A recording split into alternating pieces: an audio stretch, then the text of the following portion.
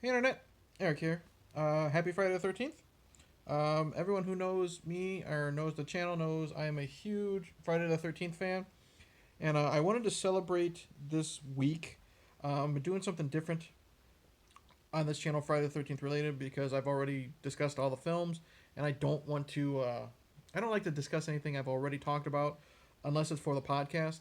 Um, so on Monday, I had an entry to my buddy Horror Gamers 1,000 contest, uh, 1,000 subscribers contest, and I know he's going to do a live drawing tonight on his channel. So go check that out. And then a couple days ago, I discussed the fan film Never Hike Alone, and I thought it was not worth the hype, but it was worth watching. So I asked myself, what could I discuss tonight to actually celebrate actual Friday the 13th? Well, last month, a prequel to Never Hike Alone came out, and I figured, you know what? I'm going to discuss. Let's see if I can hold this up with one hand. I'm going to discuss. You can't really see it. There you go. The prequel to Never Hike Alone, Never Hike in the Snow. I really, really like that poster, especially with Tommy Jarvis right there holding the shotgun. All right. Now, like I said, this came out just last month. If you're new to my channel, welcome. I discuss plot spoilers, specific scenes, all that jazz. So, if you haven't seen it, don't watch this. Go watch it. It's only a half hour long. Come back. Basic plot of this, and this is going to be tough. I didn't know how I was going to be able to do this because apparently this is part one of a ongoing or a planned ongoing web series. A YouTuber friend of mine, I think it was Bronco Juggalo, told me that it's part one. So it's going to be tough because I'm not really going to be able to discuss the finished product, but I'll do my best to discuss part one. I don't know how many parts it's going to be. Anyways, the plot of Never Hike in the Snow is we're following a young boy who was hiking in the snow, of course, and he comes across Camp Crystal Lake, comes across Jason. He is taken out, and then his mother files a missing persons report. The new sheriff, or the current sheriff of Crystal Lake, who is who was Deputy Rick from Jason Lives Part 6, same actor. Um, he's covering up the crime scene because he kind of knows Jason's involved, or he assumes Jason's involved. And as he's doing that, he bumps into Tommy Jarvis, once again played by Tom Matthews. So, and then Jason does stuff. So that's basically it. Um, okay, like I said, this is gonna be tough because there's only a half hour. First off, the goods. I really liked. Again, this director is really, really good with his shots. You know, shots that are overhead. You know, of the landscape, the cinematography. You know, shots taken with a drone. Looks really good. This man has talent. Is it what's it Vincente? I can't remember. Does it say here? No. Anyways, the director's really good. He also plays Jason. Jason is still really good in this. He's scary. He's imposing. He looks good. Um, the other characters, there's not really a lot that they do because again, it's only a half hour long. Tom Matthews is really good as Tommy. When we see him, the actor who plays now Sheriff Rick is good. When we see him, they do have a good rapport still. You know, there's still that hatred and disgust for each other. The sheriff even does do the whole "ya bang." He throws that line out there, so that's really cool. But again, they're not given a lot. The kid's mom, she does okay with when she's on screen. Same with the kid, he does okay. He's good at running and screaming, and then he's taken out. So there's not really a lot to talk about when it comes to the actors and the characters because they're not in it that long. The gore, uh, okay, not bad. Um, the the kid is taken out with an swinging. First, he's taken out with an arrow to the leg, and I know a lot of fans or a lot of horror fans were psyched because Jason takes someone out with a bow and arrow. I didn't care. We already saw it in the remake. Plus, he walked real. He did the whole slow motion walk, which is getting old. but takes him out with an arrow to the leg, and then he axe right across the head.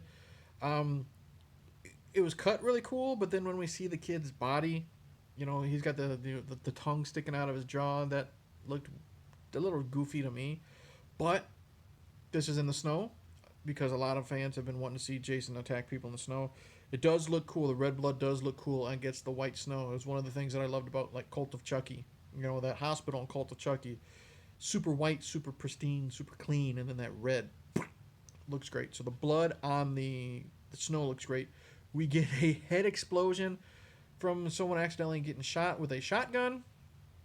That looked somewhat CGI, but you know what? The blood splatter on Jason's mask looked really cool. So good and bad. I liked how Jason is now. He's still. He's not in his shack, but he's still in a cabin at Camp Crystal Lake. He's still got his memorial to Mrs. Voorhees. And it's pretty weird. She's still got leather skin on her face, even though it's been fucking 40 years. So shouldn't she be a skull by now?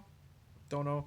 But he has a vision of her or a memory, and it's young Mrs. Voorhees. It's Mrs. Voorhees when she was at the camp, and that was a cool idea. We've never seen that before.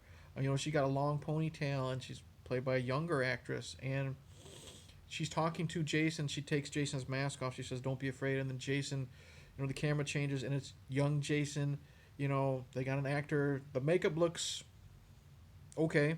He doesn't look like Sloth from the Goonies or anything like that. But it's neat seeing that he's remembering himself, at the camp before he drowned.